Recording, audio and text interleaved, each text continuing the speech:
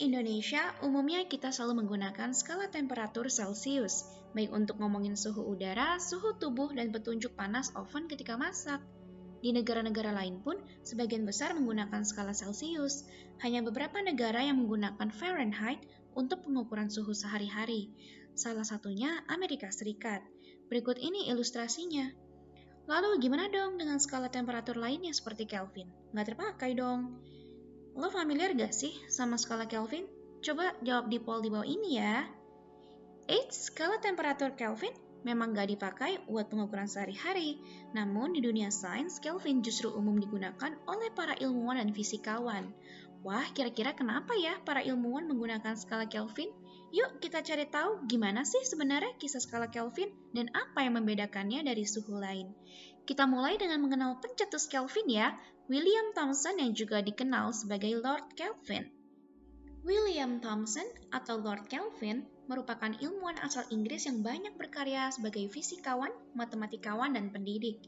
Ia juga sangat terampil menciptakan berbagai alat dan banyak berkontribusi di bidang kelautan sebagai seorang insinyur. Saking banyaknya hipotesis, teori, dan ciptaannya, rasanya perlu satu buku tebal untuk bisa menjelaskan seluruh karya brilian Kelvin semasa hidupnya. Mungkin lo bertanya-tanya, kok ia bisa tiba-tiba disebut Lord Kelvin? Berkat karya dan kontribusinya terhadap dunia sains, ia diberi gelar kebangsawanan oleh Ratu Victoria pada tahun 1866. Kemudian, ia bergabung menjadi seorang anggota House of Lords di Parlemen Inggris pada tahun 1892 dan kemudian dipanggil sebagai Lord Kelvin. Sebelum meninggal pada tahun 1907, Lord Kelvin sudah sangat terkenal dan dihormati bahkan secara internasional. Ia bahkan pergi ke Amerika untuk memberikan kuliah di universitas. Lalu gimana kisah awal munculnya skala Kelvin? Yuk langsung aja tonton video di sini.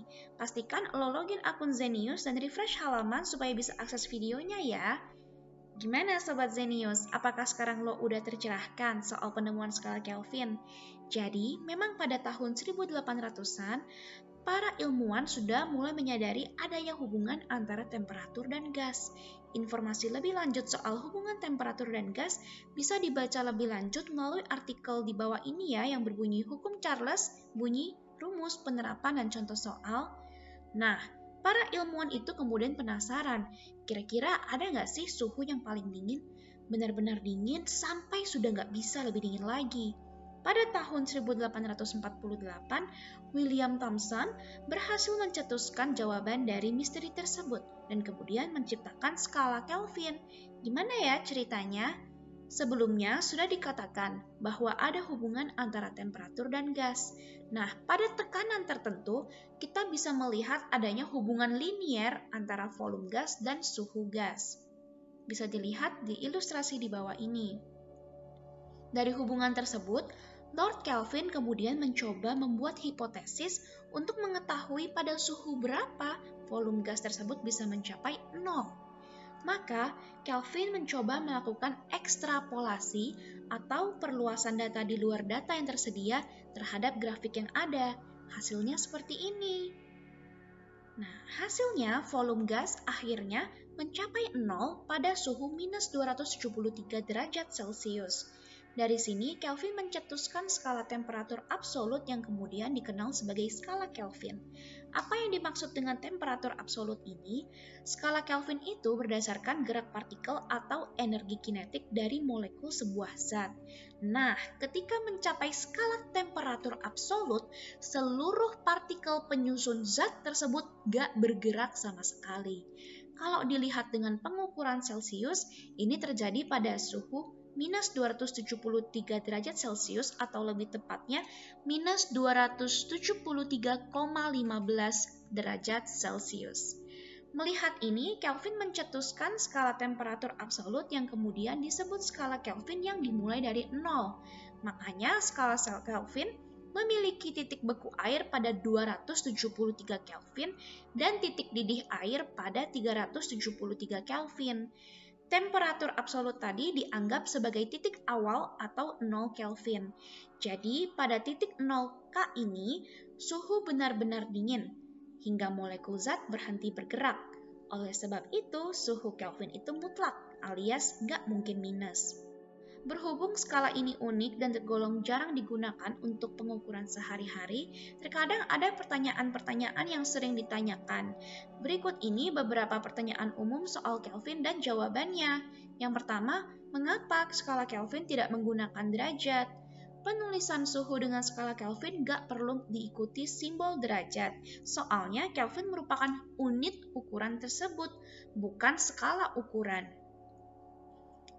Lalu, kenapa para ilmuwan, fisikawan, ahli astronomi, ahli kimia, dan ahli sains lainnya sering menggunakan Kelvin?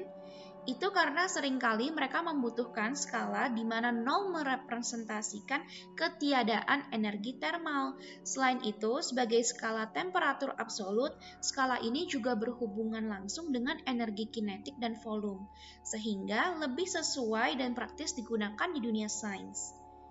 Yang terakhir, bagaimana cara konversi Kelvin ke Celsius?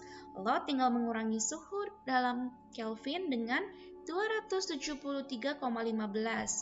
Rumus konversi Kelvin ke Celsius adalah 0 Kelvin dikurang 273,15 yang kemudian hasilnya berarti dalam Celsius.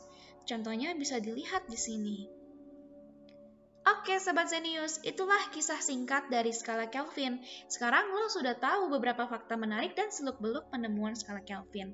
Gimana Sobat Zenius, apakah lo ada pertanyaan seputar topik kita kali ini? Atau mungkin lo punya ide untuk artikel selanjutnya? Kalau lo punya pertanyaan maupun pernyataan, jangan ragu buat komen di kolom komentar, oke? Sampai di sini dulu artikel kali ini dan sampai jumpa di artikel selanjutnya. Ciao!